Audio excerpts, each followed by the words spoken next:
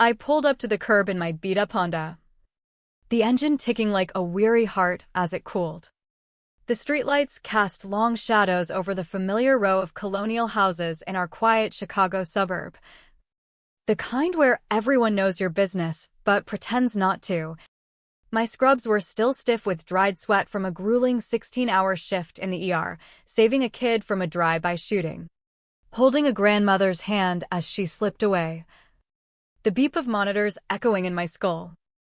All I craved was to kick off my clogs, heat up some ramen, and collapse into the worn-out bed in my childhood room. But as I climbed the porch steps, something felt off. The motion light didn't flicker on. No warm glow from inside. I jammed my key into the lock. Twisted. Nothing. It stuck like a stranger's secret. I tried again. Slower. My breath fogging the glass pane. Metal scraped against unyielding brass. A chill wind whispered through my thin jacket, carrying the faint scent of neighbor's barbecue, life going on without me. I knocked softly, knuckles barely grazing the wood, telling myself it was a glitch, a forgotten repair. The door creaked open, and there stood my sister, Vanessa, in my faded northwestern hoodie, cradling a steaming mug of what smelled like Mom's chamomile tea.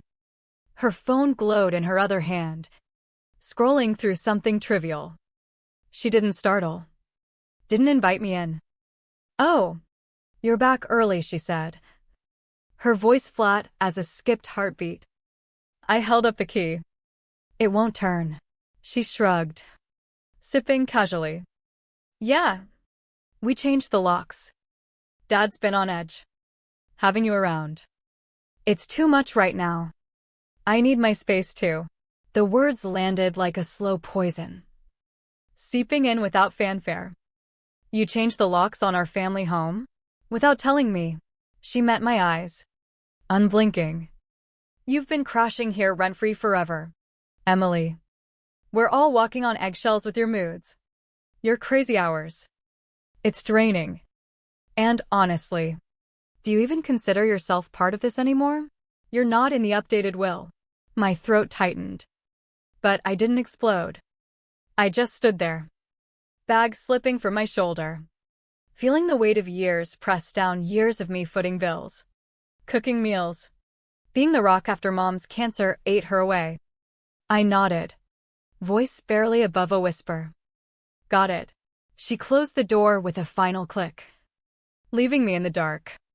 No tears came, just a hollow ache, like the house had swallowed my place in it. I slid back into the car, gripped the wheel until my knuckles whitened, staring at the unlit porch. Laughter filtered out, Vanessa and her boyfriend, Marcus, probably lounging on the sofa I'd bought with my first nursing paycheck. He'd moved in months ago, eating my groceries, using my Wi-Fi like it was his birthright. Mom used to wait up there, knitting scarves, leaving notes like, "Proud of you. Kiddo, save lives tomorrow." Now, it was all erased. I started the engine, drove aimlessly until I ended up at the hospital's on-call room, a sterile box with a lumpy cot and the constant hum of fluorescence. It wasn't home, but it didn't reject me. I crashed in my clothes, the scent of bleach clinging like a ghost. This betrayal didn't erupt overnight. It simmered like a pot left too long on the stove. Vanessa had always claimed the spotlight, taking credit for the cookies I baked for school fundraisers, tossing Mom's herbal remedies in the trash days after the funeral, saying they cluttered the vibe. I'd swallowed it, thinking family meant enduring. But now, the silence grew teeth. The next morning, gray dawn slicing through the blinds. I drove back, parked a block away. I slipped an envelope onto the welcome mat, no address. Just a single folded note inside.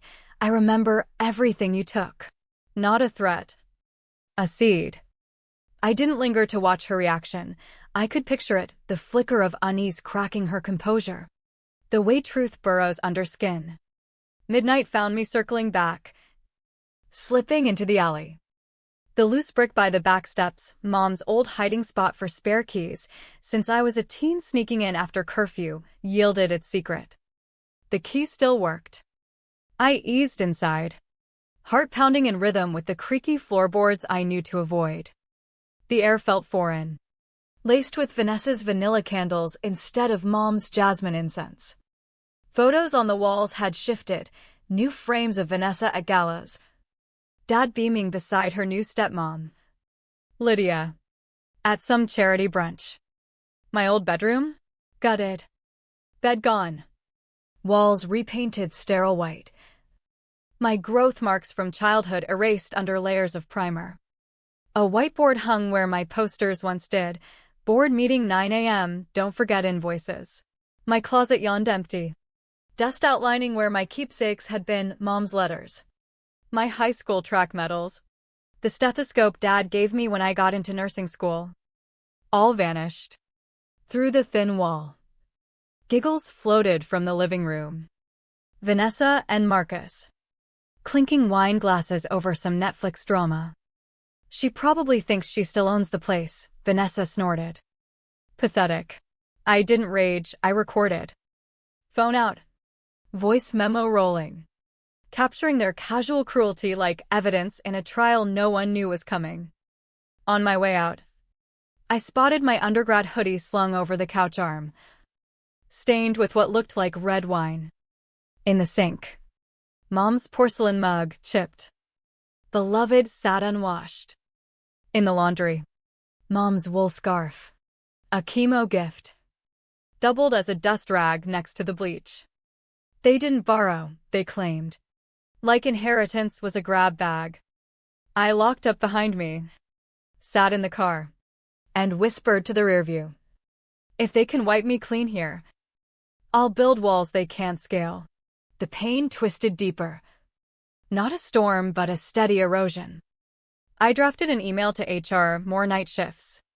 Please. Anything to fill the void. From the glove box, I pulled a faded sticker, number 7 in green marker. Mom's code for you're not wrong. Stand firm. I stuck it inside the mailbox lid. A silent marker. Days blurred. I woke with my cheek pressed to the car window. Back aching. Watching the house like a sentinel. I started a list on my phone. Textbooks vanished. Certifications missing. Mom's photos from the mantle gone. Then I checked my old Etsy account, purchases I'd made for the home. Naive gifts to bind us. A lamp. A quilt. Mom's old recipe book. There they were. Listed by a seller in our zip code, vintage stethoscope. Real nurse's relic. Photos showed my handwriting on labels. My quilt as backdrop. They weren't discarding, they were profiting off my erased story. Screenshots piled up, proof stacking like bricks in a fortress. That afternoon, house empty, probably at some upscale brunch, I let myself in again. The family photo wall hit like a gut punch. Vanessa's promotion party center stage. Dad with Lydia at a lake house getaway. A canvas of them all at a fundraiser with scripted cursive, family sticks together. No trace of me, not even the snapshot of Mom and me during her last remission. Hands clasped. Lydia had been photoshopped into old pics. Rewriting history. I snapped a photo. Then logged into the home security app, still had guest access from years back. Deleted my profile with one tap. No more eyes on me. On the way out, I unearthed a buried frame in a cabinet, Mom and me at my nursing graduation. Laughing in sunlight. Her note on back, for my fighter. I photographed it. Left it hidden. They couldn't destroy what they overlooked. Nights later. In my cramped studio apartment, lights dim. Laptop humming, I bought a domain, echoesunheard.com. Blank page. White text, this is where the forgotten speak. 2 days passed in eerie quiet. Then a buzz during my coffee break, a text from an old classmate. Saw your sister's event, gorgeous setup. Facebook revealed it, a lavish family brunch. Floral tables. Vanessa in the spotlight. Dad's hand on her shoulder. Lydia's album caption, honoring Vanessa's resilience in tough times. One chair bore a lone rose, for those who faded but once mattered. Zoom in, Vanessa wore Mom's pearl brooch. The one I'd safeguarded. Comments poured, true family endures. Some just bail. My name scrubbed from the family group entirely. I scrolled. The weight pressing like wet clay.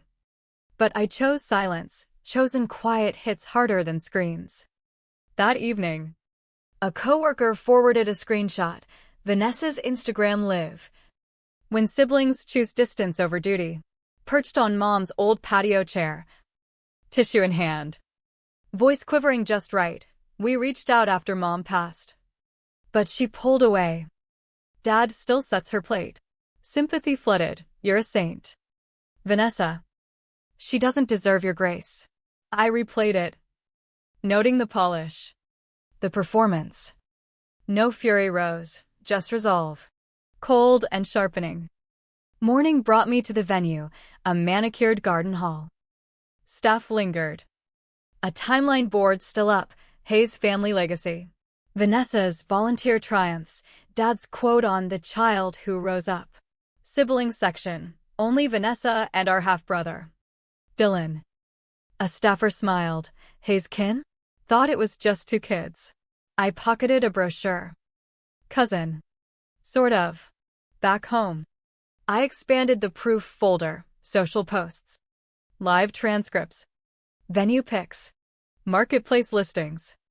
Subfolders. Their tale, my truth, legal threads. This wasn't vengeance, it was safeguarding. They'd scripted me as the deserter. Them as martyrs. Fine, I'd footnote their fiction. A bank alert jarred me mid-shift, low balance on the joint account Mom set up for my med school safety net. Untouched since her death. Login showed a full drain. Family upkeep, authorized by Vanessa. Signed off by Dad. I called the bank. Endured hold music. Verified by executor, the rep chirped. My voice stayed even, that was Mom's legacy. Dad answered my call with a sigh, Emily. Stop stirring. You've leeched off us long enough. Vanessa earned this. I paid utilities. Groceries, he cut. You were a burden. Click. The math of love. Rewritten. Receipt from the leaky faucet I'd fixed myself? Still in my glove box. Proof of giving. Unseen. Hunger fled, I curled in bed. Texting Vanessa, you in the house. I keep the memories. Deleted. A nurse's vent about her in-law fraud echoed my pain. I quoted quietly, when people show you who they are. Believe them. Maya Angelou's words. But mine now. I volunteered for overnights. Thriving in the dim chaos where no one probed. So composed, a colleague noted. I smiled thinly. You learn to hold steady when your own blood ghosts you. An email from a legal pal arrived, a PDF of state caregiver stipend forms. Recipient, Vanessa Hayes. Patient, deceased mom. Authorized by Dr. E. Hayes. Forged signature, sloppy mimicry. They'd monetize Mom's ghost with my name. Chest hollowed. Not heated. I drafted a fraud report to HHS, fax laser sharp, then paused.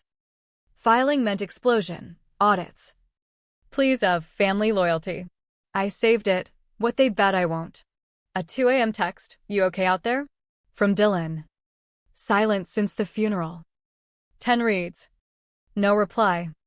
But it thawed the ice, someone noticed the void. I printed a checklist, assets.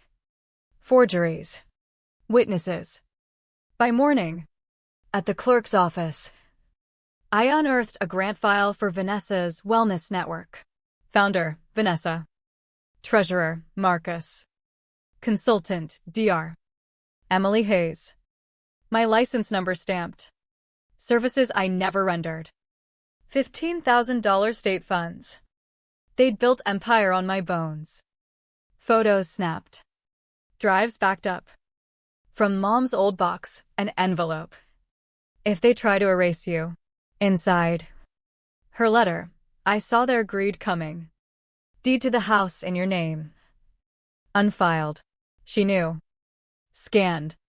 Secured. Called my attorney. Prep quietly. Emailed mom's old doc. Check if your name's misused. Placed mom's mug on the desk. They stole what they could see. Not this.